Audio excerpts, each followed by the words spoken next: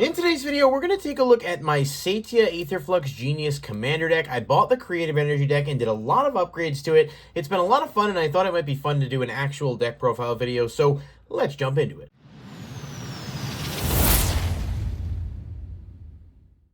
Alright guys, thanks so much for being here as always, and as I told you guys, I'm trying to do some different content, try some different things, whatever, and I've been having a ton of fun with this Commander deck here. I did buy the Modern Horizons 3 Collector's Edition of the Creative Energy deck, and I have to say, I have been having a blast upgrading it, trying to, make some changes to it to make it a little bit more viable. It's not terrible right out of the box, but I think combined with the Fallout deck, there's definitely a lot of improvement that you can make, and I think as a whole, the deck is probably one of the most fun, more casual Commander decks I've played in a while. So I'm going to take you guys through the deck profile, like a good old-fashioned, physical deck profile, and then I'll let you guys know sort of as we go, some of the cards I added that maybe weren't in the deck prior, and how they've sort of performed. So we'll just jump right into it. If you guys do enjoy the video, be sure to hit that like button and subscribe, and then click the bell icon if you want to be notified when new videos are posted. So take a quick look at the Commander. It's got Menace and Haste, and says, whenever Satya Aetherflux Genius attacks, create a tapped and attacking token that is a copy of up to one other target non-token creature you control. Then you get 2 energy. At the beginning of the next end step, sacrifice that token unless you pay an amount of energy equal to its mana value. So it's a really strong card for sure, and very combo-oriented, but it attacks and can create a tapped copy of something. The thing it creates a copy of is the token is attacking, but it does not have to create a copy of something that is attacking. So you definitely have a lot of ways to utilize this, especially with it having Menace and Haste, so it's going to get through more often than not. Just a note, I really like the ripple foiling. This is the hard cardstock version of this that I'm using, just because I think aesthetically it looks nice.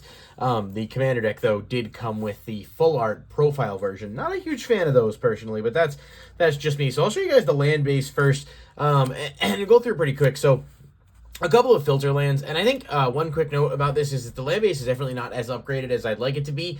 I would say I probably put like 200 maybe into this deck after buying it to do some upgrades. I think you can definitely do more, but I also am, I have multiple other Commander decks, and I'm trying not to go crazy with certain things. It functions pretty well as it kind of is right now.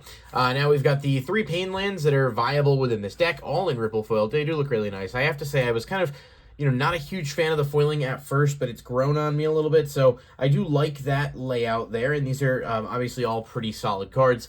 Another interesting note, too, is the deck can make use of a good bit of utility lands. Obviously, I've got Aether Hub, I've got Command Tower, both, pretty standard stuff. Urza's Cave, not a bad card in terms of being able to get you access to lands. Getting access to Aether Hub or a few of your other cards, which I'll tell you about in just a minute, are certainly not bad. Perilous Landscape, one of the new quote-unquote fetch lands. It does a lot, just in terms of being able to be cycled, give you waste, and tap to sack, but the thing is that having access to tap makes this just infinitely better than your Terramorphic Expanse or whatever. Rogue's Passage, another really good card, allows stuff to get through. Helios 1, this is actually from the Fallout deck. If you guys aren't familiar with this card, it's really good. It does give you energy, but you can also pay 3 and sack it, and then pay X energy to destroy a non-land permanent with mana value equal to that amount. This is really good as a land that can take out a problematic card, and it's just, there aren't too many lands that do that. It obviously can't pop another land, but you're almost never going to use it for that. And then Horizon of Progress, another really good card too, sort of like a reflecting pool of sorts that also allows you to ramp in certain scenarios late game, while also being able to sack itself to draw. So it does a lot for a little. And then some basics, because I still think it's important to play them. I've got 2 of each here, just all really good cards kind of across the board. I think I'm at 32 lands. I'll put an actual count number on the thing for you guys. So right now I have 5 of the fetches. There are a few more that can go in here as well. I just haven't had a chance to get around to grabbing them. Obviously, the Modern Horizons 3 fetches are a lot easier to access right now, and moving stuff between decks is not always my favorite thing. So certainly as many fetches as you can play, I would think would be the way to go if you have access to them. But thinning the deck and getting access to fixing is really good. Hollowed Fountain, I don't have the other 2 shocks handy for this, so right now I'm not playing them. I would obviously play them. It's Sacred Foundry, as well as, what the hell's the other one? I can't remember the darn name of it. Steam Vents. Those 3 are good. This is just my personal profile. Glacial Floodplain, it's fetchable, so that's kind of why it's in there. Same deal for some of these other, Fiery Islet, good Canopy Horizon land, sorry. Molten Tributary, just another named land you can fetch. There are upgrades to be made with these for sure. Stormcarved Coast, another one I added in here. These are just, I mean, these lands in general are pretty strong in terms of, you know, what you have in the deck. Cascade Bluffs, I knew I was playing and I missed it when I put the filters out earlier. And then we've just got kind of like a few more Plains, Island, Prairie Stream, Irrigated Farmland. They're not incredible by any stretch of the imagination, but they're still fetchable, and, you know, the faster you have to get access to the mana you need, the better. Mystic Monastery is really good. So is the Triome. I don't have that yet, but I want to get it at some point. And then Windburst Kite's kind of decent. Kind of would probably be the first land I cut, but that's what we're working with as far as the land base. I did cut out a lot of the stuff that comes in tapped, unless it was something that's fetchable. I just don't think that there's a lot of utility in there, and the deck kind of, you want to be able to get to your combos as soon as possible. For the creatures, Guide of Souls, this is just an insanely good card. It's one of the new cards for Modern Horizons 3. It did not come in the deck, so definitely recommend picking it up as an upgrade. Just gives you energy when you play stuff. It's like a Soul Warden that gives you energy, but can also turn your creatures into flyers. Brotherhood Scribe, this is from the Fallout Commander deck, another really good card that allows you to not only buff your creatures, but just like tap each turn to get energy. Razorfield Ripper I don't love, but I haven't really been able to figure out what to cut for it, and it's still somewhat decent, so, you know, there's that. Aetherstorm Rock, another one that came in the deck. Metastatic Evangel is another really good card that was not in the deck originally. Whenever a non-token creature ETB is under your control, you proliferate. So, you know, if you're spamming things and you can bring out a lot of low-cost stuff, you can get your energy counters up. Hopender Codal, another one I kind of like. Just as a, it's got flash and it sort of functions as a counter with flying. It's decent-ish. It's definitely not like you could do better, but there were just some things in this deck that I felt like were not adding anything, and I wanted to, you know, try to make it at least a little more coherent. Volatile Stormdrake, another really good card. This is not in the deck. It is in Modern Horizons 3.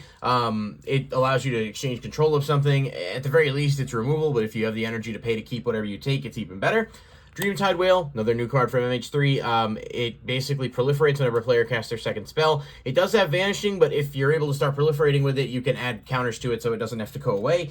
Royal Cartographer, Aurora Shifter, these all come in the deck, so there's not really a ton to say about them. Tempest Harvester, another decent card. I'd say this is in the deck too. Aether Squall Ancient is just an insanely strong card. You can play this with your commander to make copies of it, and then if, you know, your opponent gets rid of a copy, you still have this here as a threat. And with some of your other cards that increase your energy counters, you can almost always have this live, and then just basically Psych Rift every turn, which is really good. The Motherlode Excavator, another one from the Fallout deck, just a powerful card that allows you to not only destroy lands, it also, you know, allows you to get energy equal to the number of non-basic lands they control, so it can be a big source of energy generation. Again, this was in the Fallout, I don't know the name of the deck, but it was in the Fallout Energy deck.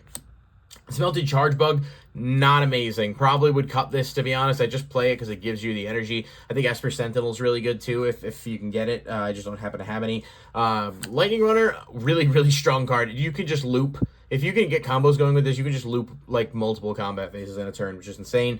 Amp Raptor, just another really powerful card. Blaster Hulk is quite good. Riddlegate Gargoyle, I just like because it only costs 2 to play and you get energy when you bring it out. And the lifelink isn't bad if you're kind of behind. Cyclops Superconductor, another really good upgrade. Not in the deck originally, but it's pretty cheap. It's an uncommon, and it can do a lot, as well as having prowess, giving you energy, and then also nuking something when it dies, so it's pretty strong.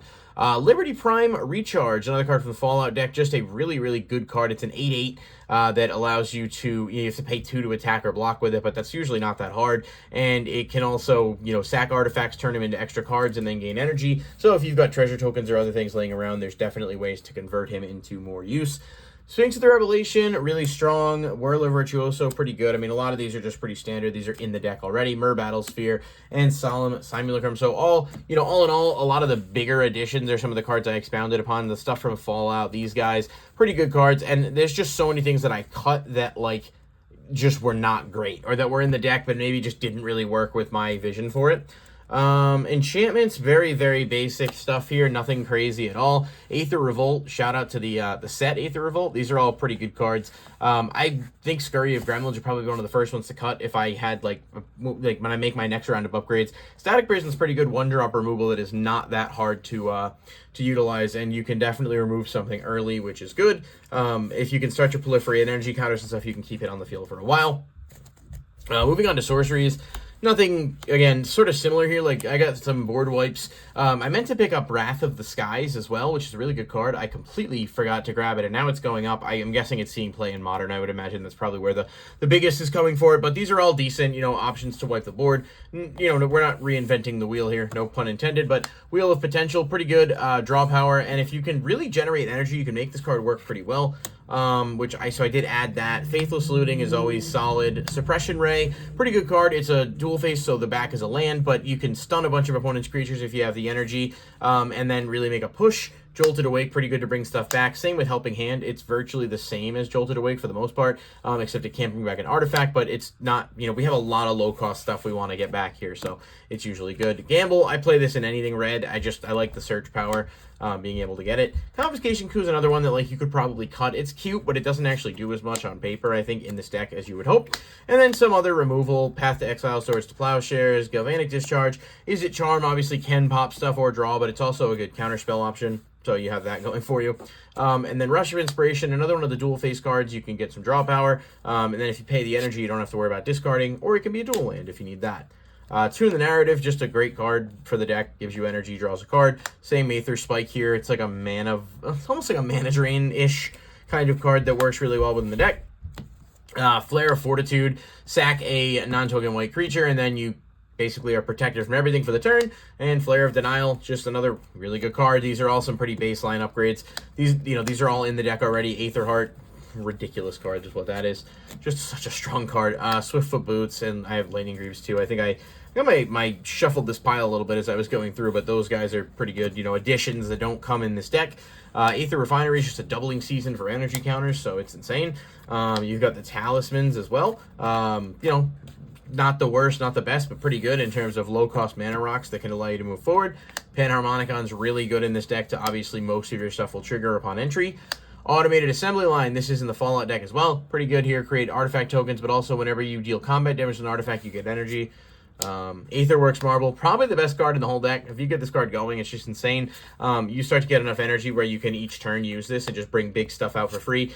You're basically going to be so much farther ahead in the pod, though it will make you an enemy, I've noticed. Arcane Signet, Unstable Amulet, Soul Ring, rather. Some low to the ground stuff, just pretty standard, and the Amulet's just a good card.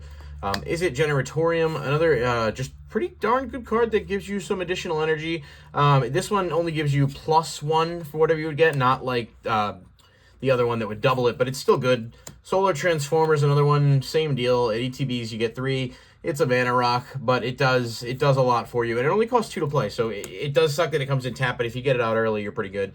And then we've got just a few other cards here. These are in the deck already, and then I added Felwar Stone. I pretty much try to play Felwar Stone in anything that I can in terms of upgrading over anything that enters tapped. So yeah, this is pretty much the build I'm working with at the moment. Definitely, like I said, room for more upgrades, but I've also made a significant amount of upgrades already, and I have to say, I think the deck itself is really fun to play. So yeah, this is sort of what I'm working with. Just wanted to share it with you guys. If you want to see more deck profile videos, I do have other decks. Let me know, and we can do more of that type of content. Otherwise, I'll catch you guys in the next video. Peace.